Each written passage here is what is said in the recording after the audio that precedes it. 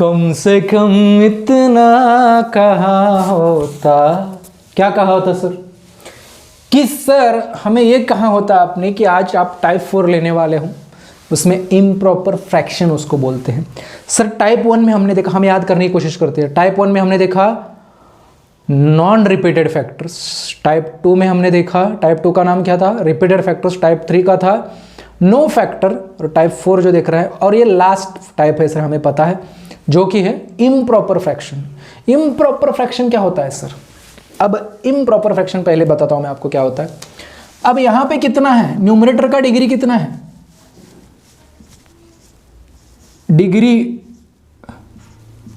Of numerator अगर degree of denominator से बड़ा है, यहां पे x के पावर कितनी है? 4 है, और यहां पे x की पावर कितनी है? 3 है। अगर न्यूमरेटर की डिग्री बड़ी है तो उसको इम्प्रॉपर फ्रैक्शन बोलते हैं। इसमें थोड़ा सा पहले थोड़ा सा छोटा सा काम करना पड़ता है, सेम है टाइप 1 2 3 में जो किया वही करना है, लेकिन थोड़ा सा एक्स्ट्रा काम यहाँ पे करना पड़ता है पहले शुरू में। बाकी मतलब सिर्फ 20% पहला काम, 20 नहीं 10% ही बोल सकते हैं, ठीक है? तो ज़्यादा कुछ अलग नहीं है, बराबर। तो इस समय में हमको इसको इम्प्रॉपर का प्रॉपर करेंगे और फिर सॉल्व करेंगे। पहला दूसरा तीसरा टाइप में से किसी एक में कन्वर्ट हो जाएगा, फिर उस हिसाब से चलेंगे, बराबर। ओके, तो इम्प्रॉपर कैसे पता चलेगा? कैसे पता चलेगा? जिसका न्यूमरेटर का डिग्री अगर यहाँ पे ऐसा है, भाई ऐसा है सर, बताओ तो इसका क्या होगा? मान लीजिए ऐसा सवाल है, x³ अपॉन x -1 और x+2, क्या ये प्रॉपर है या इम्प्रॉपर है? प्रॉपर है या इम्प्रॉपर है? देख लीजिए सर, यहाँ पे x इसकी डिग्री 1 इसकी डिग्री 1, दोनों की अगर अलग अलग ब्रैकेट है तो डिग्री आपको ऐड करनी होगी। तो इसकी डिग्री कितनी होगी? 2, और इसकी डिग्री कितनी होगी? 3। तो 3 तो 2 से बड़ा है, अगर न्यूमरेटर का बड़ा है तो इम्प्रॉपर है, तो ये भी इम्प्रॉपर है, बराबर। अभी तक हमने जो देखे थे तो प्रॉपर देखे थे, आप जाकर देख सकते हो, वहाँ पर डिनोमिनेटर का डिग्री ज़्यादा था। ओके, हाँ समझ गए सर। आगे बताओ, फिर इसको कैसे सॉल्व करेंगे वो भी बताओ सर। तो हम वही देखने वाले हैं। तो सबसे पहले आपको इसको डिवीजन करना पड़ेगा। कैसे करते हैं? बहुत ही आसान है, बराबर। तो ध्यान दीजिए यहाँ पे स्टेप वन थोड़ा सा करके फिर हम आगे बढ़ते हैं। तो स्टेप 1 में क्या करें? हम डिवीजन कैसे करते थे बचपन में, बराबर, याद होगा आपको। हम क्या करते थे? ऐसा कुछ तो करते थे, बराबर। यहाँ पे हम जिसको किससे डिवाइड करना है हमको, x³ + 1 यहाँ पे लिखते हैं, बराबर, जिससे डिवाइड करते हैं। और किसको डिवाइड करना है? यहाँ पे डिवाइजर होता है x⁴, बराबर। तो नंबर का तो आसान होता है, लेकिन इसका कैसे करेंगे सर वो तो बताओ। तो क्या करना है आपको? पहला टर्म, इसका पहला टर्म और इसका पहला टर्म करना है, बात खत्म, बराबर। तो x⁴ है पहला टर्म, और इसका पहला टर्म क्या है? x⁴, उनको डिवीजन करो, बराबर। तो ये x³ और इसमें से x³ क्या हो जाएगा? खत्म हो जाएगा। यहाँ पे 4x है ना, यहाँ पे 3x है, तो 3x काट सकते हैं, 1x ऊपर बचेगा, तो इसका कितना आएगा? x। तो डिवीजन कितना आया इसका? x आया। ओके, अब क्या करेंगे? ये जो x है इसको मल्टीप्लाई करेंगे और इसको भी मल्टीप्लाई करेंगे, ये दोनों को। कहां पे? तो x³ इंटू x कितना होता है? x³ इंटू x कितना होता है?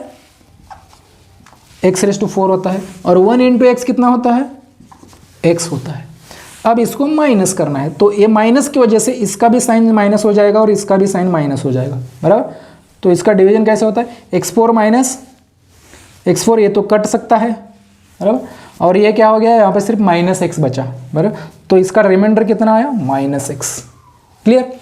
अब आगे क्या करेंगे सर? ये जो पार्ट होता है इसको हम बोलते हैं कोशंट। ये जो पार्ट है इसको हम बोलते हैं डिवाइजर, और ये जो पार्ट आया है ना यहाँ पर, इसको हम बोलते हैं रिमाइंडर, QRD। तो हमें जो किस फॉर्म में लिखना है इसको, किस फॉर्म में लिखना है इस क्वेश्चन को? हमें ऐसे लिखेंगे इसको।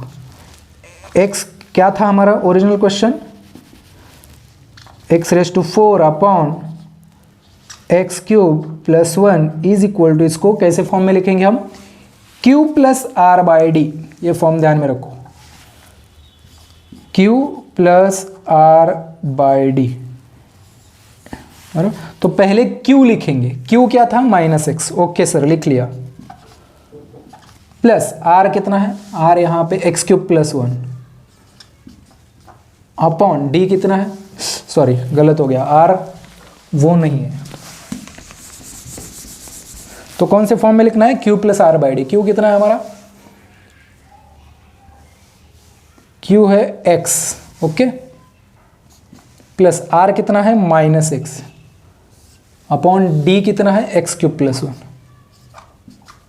तो फॉर्मूला कौन से मैंने बताया, q plus r by d, ये फॉर्मूला यूज किया मैंने, उस फॉर्म में इसको लिखा, बराबर। अब ये जो रेड कलर में लिखा है ना मैंने, स्टेप लिख सकते हो, स्टेप भी नहीं लिखा तो चलेगा, कोई प्रॉब्लम नहीं, लेकिन रेड कलर का जितना भी पार्ट है वो आपको एग्जाम में आंसर पेपर में नहीं लिखना है, बराबर, ब्लू वाला ही लिखना है, उसको कोई मार्क नहीं होता है। ओके सर समझ गए। तो इसको मैं 1 नंबर दे के रखता हूं, बराबर। अब क्या हो गया, फ्रैक्शन किसको बोलते हैं, जिसको न्यूमरेटर और डिनोमिनेटर दोनों है उसको फ्रैक्शन बोलते हैं। तो क्या ये फ्रैक्शन है, इसके नीचे 1 है, कुछ नहीं मतलब, तो ये फ्रैक्शन नहीं है, it is not a fraction. तो इसका काम ही, हमको रिजॉल्व किसको करना होता है, पार्शियल फ्रैक्शन को, तो ये it is not a partial fraction, बराबर, ये मतलब ये फ्रैक्शन नहीं है, तो ये फ्रैक्शन है, तो इसको काम करना पड़ेगा इसके ऊपर हमें, बराबर। तो इसको अलग से पकड़ते हैं, इसको हम अलग से पकड़ते हैं, इसको हम अलग से पकड़ते हैं।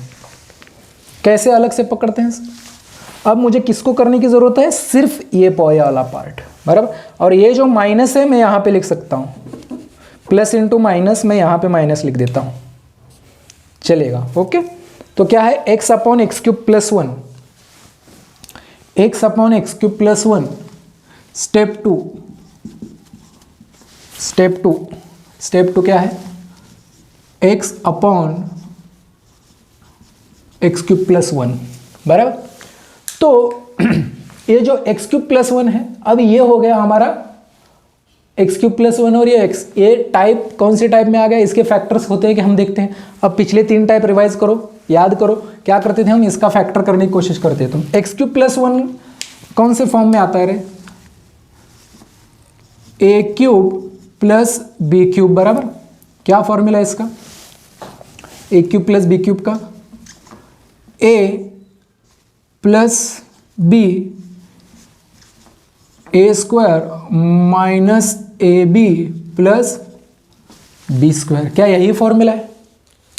ए क्यूब प्लस बी क्यूब का चेक करो, ए क्यूब और बी इंटू बी क्यूब हो जाएगा, फिर क्या हो जाएगा यहाँ पे माइनस ए स्क्वायर बी और ए बी स्क्वायर, फिर माइनस ए बी स्क्वायर और माइनस प्लस ए स्क्वायर बी, ठीक है। तो ये फॉर्मूला है इसका, ठीक है।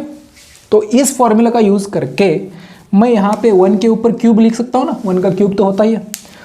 तो सिमिलरली मैं इसको क्या करता हूँ, इसके फैक्टर्स देखता हूँ, इसको और इसको कंपेयर करो, a की जगह पे x, b की जगह पे 1, तो x plus 1, a plus b मतलब x plus 1, x square into a b मतलब x इंटू 1 कितना आएगा, x ही आएगा, प्लस बी स्क्वायर मतलब 1 का स्क्वायर मतलब 1 ही होता है। ये हो गए इसके फैक्टर्स। अब इसके फैक्टर्स होते हैं क्या, किसी भी क्वाड्रेटिक इक्वेशन के फैक्टर्स होते हैं क्या, डायरेक्टली कैलकुलेटर में कैसे लाते हैं हमने चेक किया था, उसके ऊपर वीडियो बनाया हुआ है, बराबर।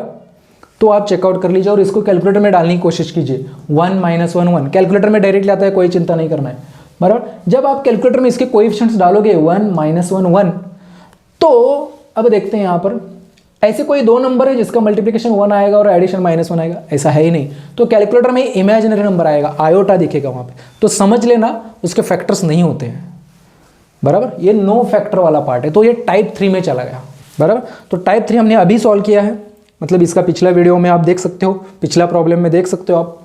तो हम कैसे लिखते हैं टाइप 3 में, जब भी जाता है प्रॉब्लम तो इसको हम क्या करते हैं, इसको हम x upon x cube plus 1 is equal to, पहले फैक्टर के ऊपर हम a लिखते हैं,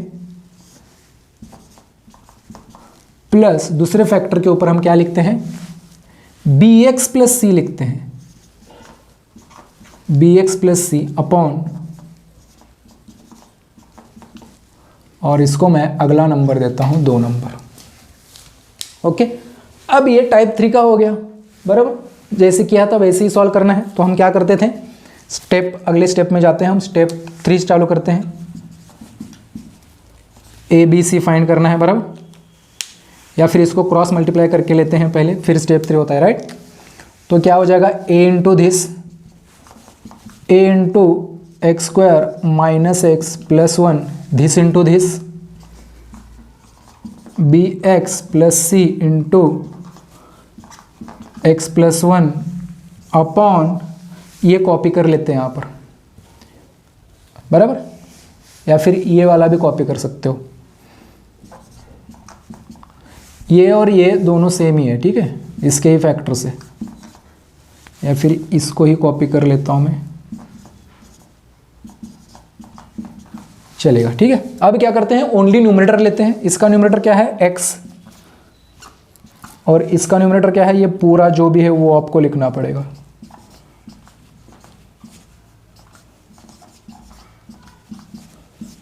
इनटू इसको देता हूं मैं 3 नंबर, ठीक है। अब ए बी सी फाइंड करना है, तो मैंने बताया था पहले ए फिर सी और फिर बी फाइंड करना है। सीक्वेंस क्या है हमारा, ए के बाद सी के बाद बी, इसी सीक्वेंस में हमको फाइंड करना है। ओके सर, समझ गए। तो फॉर ए, अब स्टेप 3 करते हैं, अगले स्टेप में हमें ए बी सी फाइंड करना है। तो हम क्या लिखते हैं, टू फाइंड ए, हमें ये पूरा गायब करना पड़ेगा बी और सी, तो x प्लस 1 0 होना चाहिए। Put x plus 1 0, that implies x मतलब कितना, 1 को उधर लेके जाओ, -1, तो हर जगह पे x की जगह पे -1 रखो, x इधर, -1 is equal to a into -1 का स्क्वायर माइनस -1 प्लस 1, और ये तो पूरा गायब भी होने वाला है तो इसको 0 कर देता हूँ, बराबर। तो इसके आगे का पार्ट मैं यहाँ पर लिखता हूँ, ठीक है, ओके। तो -1 इज इक्वल टू -1 का square 1, minus minus plus 1 plus 1 plus 1 3a, तो -1/3 इज इक्वल टू a आया। a की वैल्यू कितनी आई, -1/3, ठीक है। अब हमें क्या फाइंड करना है, b की वैल्यू। अब फॉर b मैं क्या करता हूँ, बाजू में हो रहा हूँ मैं, ये स्क्रीनशॉट ले लो या फटाफट वीडियो पॉज करके लिख ले लो, ये वाला पार्ट मैं मिटा रहा हूँ, ठीक है, क्योंकि हमारे पास जगह नहीं है अवेलेबल इतनी। ओके, तो ये वाला पार्ट मैं मिटा रहा हूँ, ये वाला इतना, तो ये भी मैं पूरा मिटा देता हूँ, यहाँ से लिखने को हमको मिलेगा, ठीक है। कोई भी डाउट हो कमेंट सेक्शन में ज़रूर बता देना है आपको। Okay sir, no problem. तो ए तो हो गया, अब क्या करना है हमको, सी, राइट। ए के बाद क्या था, C. To find C, put A is equal to जो भी आया है हमारा -1/3 रखेंगे, और एक्स की जगह पे क्या रखेंगे सर, हमें सी फाइंड करना है, राइट। तो बी गायब होना चाहिए, तो बी कब गायब होगा, जब एक्स 0 होगा, x इक्वल टू 0 ही रखना पड़ेगा, ये फिक्स है, मैंने बताया था ये फिक्स है। इस स्टेप में x की वैल्यू 0 ही रखनी पड़ती है हमेशा, ये फिक्स है। ओके, तो रख दो फिर x की जगह पे क्या, 0, तो 0 इज इक्वल टू a की वैल्यू -1/3, इन ब्रैकेट x 0 है तो 0 0, ये कितना है, सिर्फ 1 बचेगा, राइट, प्लस b इंटू, तो वो तो 0 ही हो जाएगा, प्लस c, 0 प्लस 1, ये 1 ही हो जाएगा। ओके सर, तो फाइनली कितना आया, दैट इम्प्लाइज, आगे लिखता हूं मैं, आपको एक के नीचे एक लिखना है, राइट। तो c, और ये कितना है, -1/3, -1/3 अगर इधर आता है तो +1/3 हो जाएगा, तो c कितना मिला मुझे, 1/3, प्लस 1/3। ओके, सिर्फ एक बचा है अभी, फॉर टू फाइंड, अब बी करना है, राइट। तो हमें क्या रखना, क्या क्या है हमारे पास अभी, put a is equal to -1/3 है, c इज इक्वल टू 1/3 है, एंड x क्या रखना पड़ेगा, x ऐसा रखना है b 0 नहीं होना चाहिए, बराबर, क्योंकि b फाइंड करना है ना। तो इस इक्वेशन को देख के हमें x की वैल्यू रखनी है।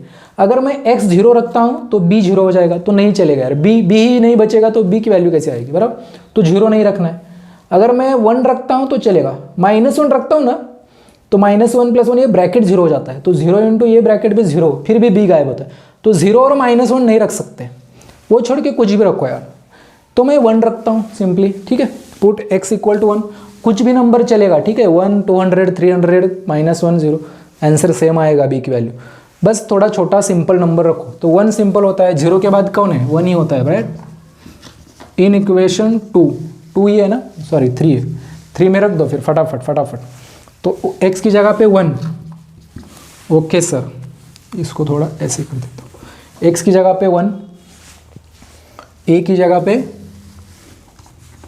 -1/3, x की जगह पे 1। अब थोड़ा डायरेक्टली लिखने की कोशिश करता हूँ मैं, 1 का स्क्वायर -1, 1 - 1 0 हो जाएगा, +1, 1 इंटू ए, तो ए ही होगा सिर्फ, बराबर, यहाँ पे सिर्फ 1 आएगा।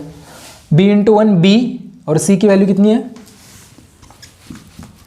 1/3, राइट। और 1 + 1 ये कितना आएगा, 2, यहाँ पे 1 + 1 2। तो हमको सिर्फ क्या करना है, ये -1/3 इधर आएगा तो +1/3 हो जाएगा, और ये 2 जो है दोनों को मल्टीप्लाई होगा, 2 इंटू बी 2b, और 2 इंटू 1/3 2/3, बराबर। तो इसका अगला जो पार्ट है दैट इम्प्लाइज 2/3 भी इधर आएगा, राइट। तो मैं क्या करता हूँ, इसका भी डिनोमीटर 3 कर लेता हूँ। 1 का डिनोमीटर 3 कैसे करते हैं, ऊपर नीचे 3 से मल्टीप्लाई करो, इसके नीचे कुछ नहीं मतलब 1 होता है, तो इसका भी डिनोमीटर 3 करना है। क्यों, क्योंकि डिनोमीटर सेम होगा तभी तो एडिशन सब्ट्रैक्शन कर पाते हैं, बराबर। तो इसका डिनोमीटर सेम करने के लिए 3 और ये 3 इधर दोनों को मल्टीप्लाई किया 3 से, तो ये 3/3 बन गया, प्लस 1/3 एज इट इज़, और ये 2/3 को इधर लेके आता हूँ तो -2/3 हो जाएगा, इज इक्वल टू 2b, बराबर। तो सबका डिनोमीटर सेम है, तो मैं डायरेक्टली ऊपर के न्यूमरेटर ऐड सब्ट्रैक्ट कर सकता हूँ। तो 3 + 1 4, 4 - 2 2, और नीचे डिनोमीटर 2/3 है, तो डायरेक्टली मैं यहाँ पर लिखता हूँ 2/3। यहाँ पे थोड़ा आपको कन्फ्यूजन ना हो तो ऐसे करता हूँ मैं यहाँ पर। तो ये कितना आया, 3 + 1 4, 4 - 2 2/3 इज इक्वल टू 2b। अगर ये 2 और ये 2 अगर इधर आता है तो डिवीजन में आता है, राइट, तो काट सकते हैं, तो डायरेक्टली 2 में काट देता हूँ। तो b इज इक्वल टू, सिर्फ ऊपर कुछ नहीं मतलब 1 बचता है, b इज इक्वल टू 1/3 आया हमारा, ठीक है। तो हमें अब क्या मिटाना पड़ेगा, हमारे पास a b c पूरा आ गया। अब थोड़ी जगह मुझे चाहिए, बराबर। यहाँ पर मैं ये वाला पार्ट मिटा देता हूँ। अब देखते हैं, हमें पहले इसमें रखना पड़ेगा 2 में, और वो जो बनता है वो 1 में रखना है, बराबर। तो ठीक है, मैं इसको मिटा रहा हूँ। किसको मिटा रहा हूँ, ये वाला, इसके नीचे का पार्ट में मिटा रहा हूँ। वीडियो आप पॉज करके नोट डाउन कर सकते हो, राइट डाउन, स्क्रीनशॉट, कुछ भी।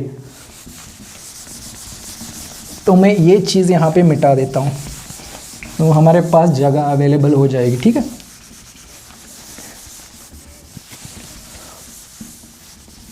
इसका मतलब अब मैं क्या लिखने जा रहा हूँ, जब आप ए बी सी फाइंड करोगे, पूरा हो जाएगा, तो लास्ट स्टेप है हमारी, कौन सी स्टेप चल रही थी, स्टेप 2, स्टेप 3 चल रही थी आई थिंक। तो स्टेप 4 मतलब लास्ट स्टेप है हमारे। अब वो जो ए बी सी फाइंड किया है हमने,